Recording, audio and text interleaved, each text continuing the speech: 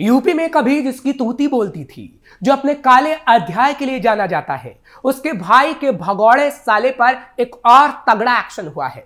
हम बात कर रहे हैं अतीक अहमद के भाई के साले की, जिस पर एक और केस लग गया है। तो चलिए बिना देरी के पूरी कहानी आपको समझाते हैं। नमस्कार, कैपिटल टीवी देख रहे हैं आप, मैं हूं आपके साथ हर्ष भारद्वाज।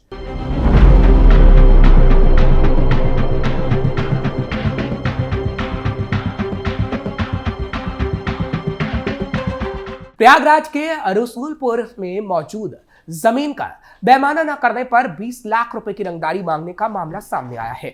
और इस कहानी में नया मोड़ तब आया जब इसके तार अतीक अहमद के भाई के साले से जुड़े। जी हां, क्योंकि बताया जा रहा है कि आरोप माफिया अशरफ के साले जैद पर लगा है। पूरा मुफ्ती पुलिस ने तहरीर के आधार पर मुकदमा दर्ज कर जांच पड़ताल शुरू कर दी है। शिवकुटी थाना अंतर्गत के स्टेनली रोड नयापुरा मोहल्ले में विजय कुमार परिवार समेत रहते हैं।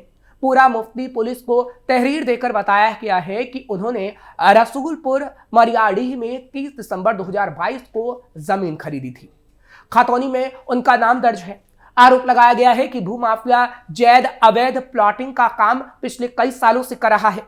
करीब 6 महीने से जैद उस जमीन का पैमाना अपने आदमियों के नाम करने का दबाव बना रहा था। कई बार इनकार किया, जिससे आक्रोशित होकर उसने 18 नवंबर 2024 को जबरन जेसीबी चलवा दी। उस समय मौके पर पहुंचा तो जैद अपने लोगों के साथ मौजूद था। दबंगाई से जमीन को समतल तक कर दिया गया। विरोध किया गया तो अपशब्द कहते हुए तरह तरह की धमकी दी गई। बोला कि जमीन जिसे कहता हूं उसे लिख दो, नहीं तो 20 लाख रुपए की रंगदारी दो। उसने उसी समय पुलिस अधिकारियों को प्रार्थना पत्र दिया था। मुख्य सचिव को भी प्रार्थना पत्र भिजवाया गया था। पूरा मुफ्ती थाना प्रभारी मनोज सिंह का कहना है कि पीड़ित की तहरीर के आधार पर मुकदमा दर्ज किया गया है। मामले की जांच पड़ताल को शुरू कर दिया गया है। जिन लोगों पर आरोप लगाया गया है उनके बारे में पता किया जा रहा है। पुलिस एक बार फिर माफिया अतीक अहमद के गैंग पर शिकंजा कसने में जुट गई है, जिसके तहत पुलिस की तरफ से अतीक अहमद के छोटे भाई खालिद अजीम उर्फ अशरफ के साले मास्टर जैद पर 25,000 रुपए का इनाम घोषित किया गया है। 5 लाख की रंगदारी मांगने और जान से मारने की धमकी देने के मामले में फरार चल रहे जैद के घर पर नोटिस चस्पा कर उसे भगोड़ा घोषित किया जा चुका है। जैद पर अलग अलग मुकदमे दर्ज है और वह पुलिस को चकमा देकर फरार चल रहा है। उसकी गिरफ्तारी के लिए डीसीपी सिटी अभिषेक भारती की तरफ से 25,000 रुपए का इनाम घोषित कर दिया गया है। डीसीपी ने बताया कि महीनों से फरार चल रहे आरोपी पर इनाम घोषित किया गया है। इसके साथ ही गिरफ्तारी के लिए पुलिस की टीमें भी लगाई गई है।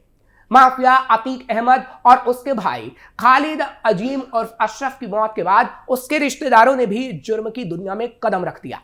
इसी कड़ी में अशरफ के जेल में बंद साले के नाम पर रंगदारी मांगने का केस दूसरे साले मास्टर जैद और अन्य के खिलाफ दर्ज हुआ था। 5 लाख की रंगदारी मांगने के मामले में आरोपी बनने के बाद से मास्टर जैद फरार हो चुका है। मास्टर जैद का पता बताने वाले या उसे पुलिस के हाथों पकड़वाने वाले को अब पुलिस की तरफ से 25,000 रुपए का इनाम दिया जाएगा।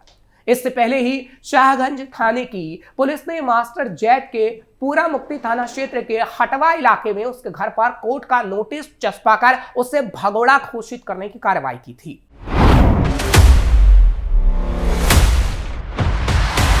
बता दें कि अप्रैल में वक्फ बोर्ड के मुतवल्ली अम्माद हसन का कर्मचारी फूलचंद्र केशरवानी शाहगंज इलाके में वक्फ की संपत्तियों का किराया लेने गया था। आरोप है कि उसी दौरान किराया लेकर लौटते समय बिना नंबर की बाइक से पहुंचे हेलमेट सवार ने खुद को अशरफ का साला मास्टर जैद बताया और कहा कि जेल में बंद अब्दुल समद उर्फ सद्दाम ने अम्माद हसन से 5 लाख रुपए मांगे हैं।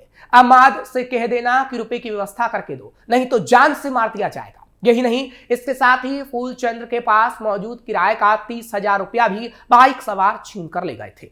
जिसके बाद डरे सहमे फूलचंद्र ने अम्माद हसन को पूरी घटना बताई। उन्होंने पुलिस के पास जाकर घटना की शिकायत की, जिसके बाद पीड़ित की शिकायत पर पुलिस ने माफिया अशरफ के साले सद्दाम और मास्टर जैद के साथ ही अज्ञात के खिलाफ रंगदारी मांगने, धमकाने समेत संगीन धाराओं में मुकदमा दर्ज कर लिया गया था।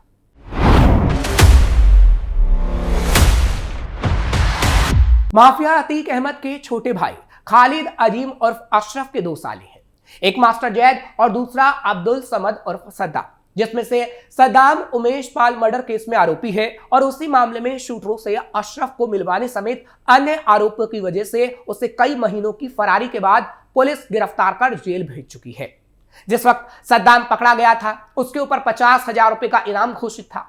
वहीं पूरा मुफ्ती थाना क्षेत्र में वक्फ बोर्ड की 70 करोड़ की संपत्ति पर अशरफ और उसके ससुराल वालों का कब्जा था, जिस मामले में उनके खिलाफ मुतवल्ली अम्माद हसन ने मुकदमा दर्ज करवाया और संपत्ति को कब्जा मुक्त करवाने की मांग की थी। वक्फ बोर्ड की संपत्ति को कब्जा करने, उसे बेचने समेत अन्य आरोपों में नाम आने के बाद से अशरफ का साला मास्टर जैद भी फरार हो गया, जिसकी तलाश में पुलिस महीनों से लगी रही।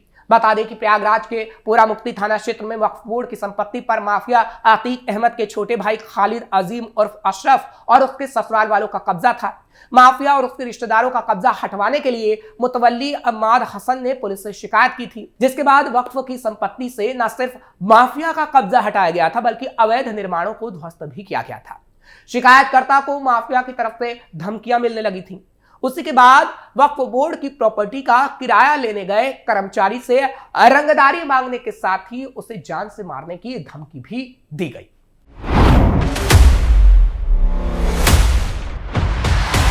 वहीं माफिया अतीक अहमद के कब्जे से मुक्त कराई गई जमीन पर भी प्रयागराज विकास प्राधिकरण आवासीय योजना शुरू करने की तैयारी कर रहा है।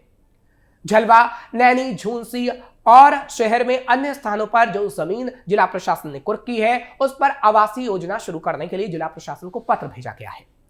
माफिया से मुक्त करा गई जमीन पर 700 फ्लैट का निर्माण करने की तैयारी की जा रही है। जिला प्रशासन से जमीन पीडीए को स्थानांतरित होने के बाद आवासीय योजना बनाने की प्रक्रिया शुरू हो जाएगी। विभागीय सूत्रों की माने तो 150 फ्लैट नैनी, 200 फ्लैट झूसी और 350 फ्लैट झलवा में तैयार किया जाएगा।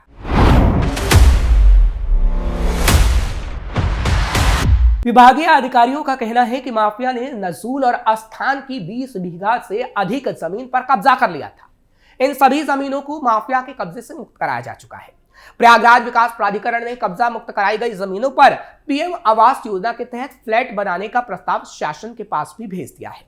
बता दें कि अतीक अहमद की हत्या बीते साल अप्रैल महीने में हुई थी। दरअसल उमेश पाल की हत्या के मामले में पुलिस ने बीते साल अतीक अहमद और उसके भाई अशरफ को रिमांड पर लिया था। प्रयागराज में 15 अप्रैल की रात करीब 10 बजे पुलिस अतीक और उसके भाई को जब मेडिकल जांच के लिए अस्पताल लेकर जा रही थी, उसी वक्त पत्रकार बनकर आए 3 हमलावरों अरुण मौर्य, सनी और लवलेश तिवारी ने दोनों भाइयों को गोलियों से छलनी कर दिया।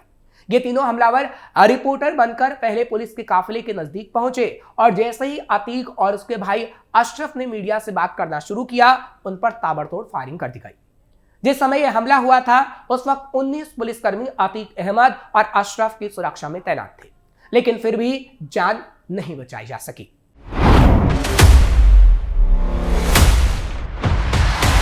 इससे पहले भी उत्तर प्रदेश में प्रयागराज पुलिस ने माफिया अतीक अहमद की अपराध से अर्जित संपत्तियों की कुर्की की है, यानी कुर्की की कार्रवाई की।